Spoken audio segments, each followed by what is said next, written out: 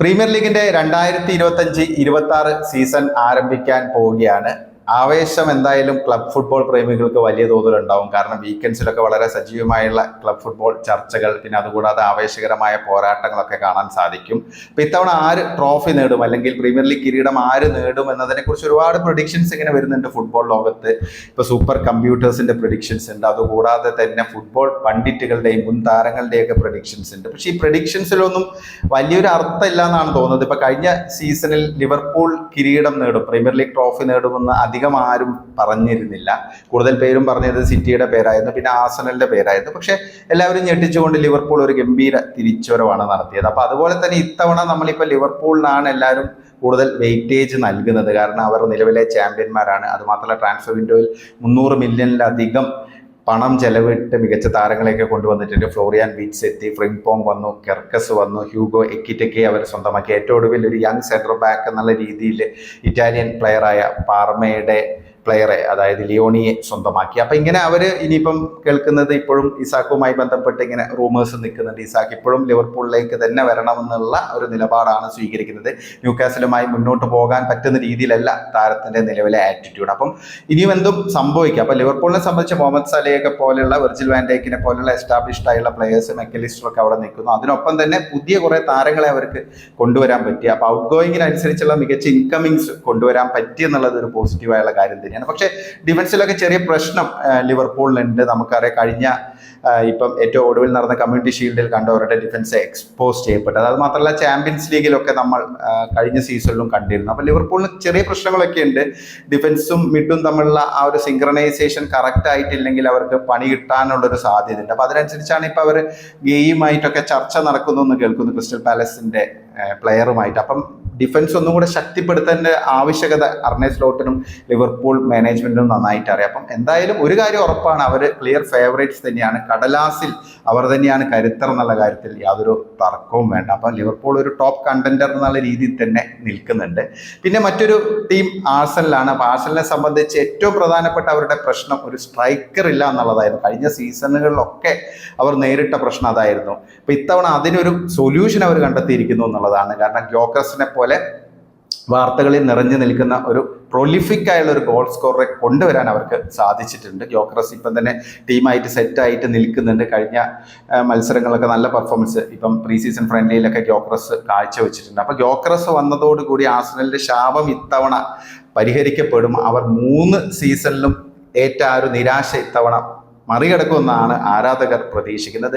ആർസണലിന്റെ signings എല്ലാം മികച്ച സൈനിങ്ങളായിരുന്നു. എല്ലാ ഡിപ്പാർട്ട്മെന്റിലും കൃത്യമായുള്ള സൈനിങ്ങൾ നടത്താൻ അവർക്ക് സാധിച്ചു. ഇപ്പം മിഡ്ഫീൽഡർ എന്നുള്ള രീതിയിൽ സുബിമെന്റിയെ പോലെയുള്ള ഒരു ക്ലാസ് പ്ലെയറെ അവർക്ക് കൊണ്ടുവരാൻ പറ്റി. അതുകൂടാതെ തന്നെ നോർഗാർഡ് എന്ന് പറയുന്ന ഒരു ബാക്കപ്പ് ഓപ്ഷൻ കൂടിയുണ്ട് അവർക്ക്. പിന്നെ ഡിഫൻസിലാണെങ്കിലും ക്രിസ്ത്യൻ മോസ്കറെ പോലെ വളരെ യങ് ബ്ലഡ് എന്നൊക്കെ പറയാൻ പറ്റുന്ന ഒരു സെൻട്രൽ ബാക്കിനെ അവർക്ക് സൈൻ ചെയ്യാൻ സാധിച്ചിട്ടുണ്ട്. പിന്നെ നോനി മധുവയ്ക്ക് ആണെങ്കിലും വിങ്ങിൽ ഒരു മികച്ച ഓപ്ഷൻ തന്നെയാണ്. നല്ല രീതിയിൽ ആർട്ടേറ്റയ്ക്ക് ആ ഒരു പ്ലെയറെ യൂട്ടിലൈസ് ചെയ്യാൻ പറ്റുമെന്നാണ് ആരാധകർ പ്രതീക്ഷിക്കുന്നത്.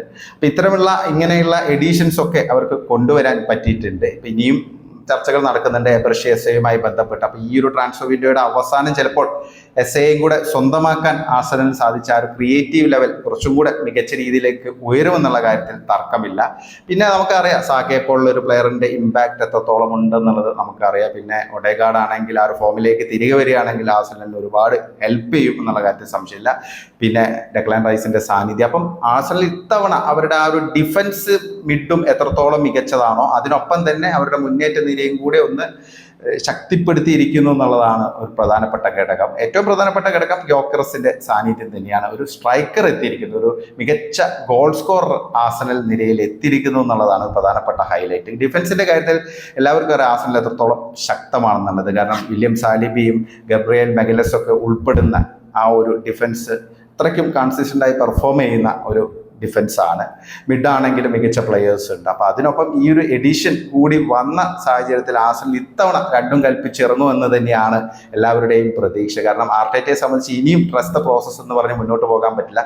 ഈ സീസണിലും കപ്പ് നേടാൻ സാധിച്ചില്ലെങ്കിൽ പിന്നെ നോക്കേണ്ട കാര്യമില്ല. ഈ അടുത്ത കാലത്തൊന്നും ആർസണലിന് ട്രോഫി പ്രീമിയർ ലീഗ് നേടാൻ പറ്റുമെന്ന് ആരും പ്രതീക്ഷിക്കുന്നില്ല. ആർട്ടേറ്റയെ സംബന്ധിച്ചും പിന്നെ ക്ലബിൽ തുടരുക എന്നുള്ളത് ഒരിക്കലും ചിന്തിക്കാൻ പറ്റുന്ന ഒരു കാര്യമില്ല. അപ്പോൾ ഇത്തവണ രണ്ടും കൽപ്പിച്ച് ആഴ്സണൽ ഇറങ്ങുമെന്നുള്ള കാര്യം ഏതാണ്ട് ഉറപ്പായ ഒരു സംഭവം തന്നെയാണ്. പിന്നെ ചെൽസിയുടെ ഒരു പ്രഡിക്ഷൻ, അതായത് ചെൽസിക്ക് എത്രത്തോളം സാധ്യതയുണ്ട്, അതാണ് പ്രധാനപ്പെട്ട ഒരു ചർച്ചയായിട്ട് നിൽക്കുന്നത്. കാരണം ക്ലബ്ബ് വേൾഡ് കപ്പ് നേടിയതിനു ശേഷം ഒരു ബിലീഫ് ടീമിൽ വന്നിട്ടുണ്ട്. അതായത് യങ് നിരയാണ്.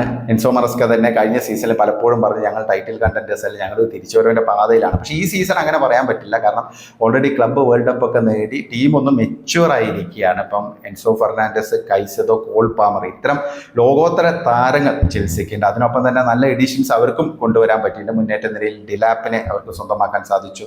ജാവോ പെദ്രോയെ നേടി മികച്ച രീതിയിൽ ഗോളുകൾ അടിച്ച് മുന്നോട്ട് പോയിക്കൊണ്ടിരിക്കുകയാണ് ബ്രസീലിയൻ താരം.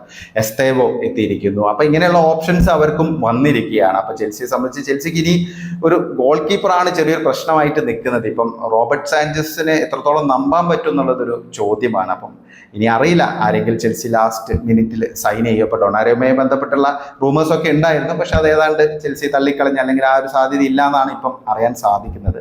ഇപ്പൊ ചെൽസി എന്തായാലും ഇത്തവണ ടൈറ്റിൽ കണ്ടന്റേഴ്സ് ആയിട്ട് തന്നെ ഉണ്ടാകും, അക്കാര്യം ഉറപ്പാണ്. പക്ഷേ അത് എങ്ങനെ, അതായത് ഇതിനെ എങ്ങനെ ആശ്രയിച്ചിരിക്കും എന്നുള്ളത് അവരുടെ കോച്ച് എൻസോ മറസ്കയുടെ ഒരു തന്ത്രം പോലെ ഇരിക്കും. കാരണം അദ്ദേഹത്തിന്റെ ആ ഒരു ടാക്ടിക്സ് കൃത്യരീതിയിൽ വർക്കൗട്ട് ചെയ്യുകയാണെങ്കിൽ ചെൽസിക്ക് നല്ല സാധ്യത തന്നെ എല്ലാവരും കാണുന്നുണ്ട്.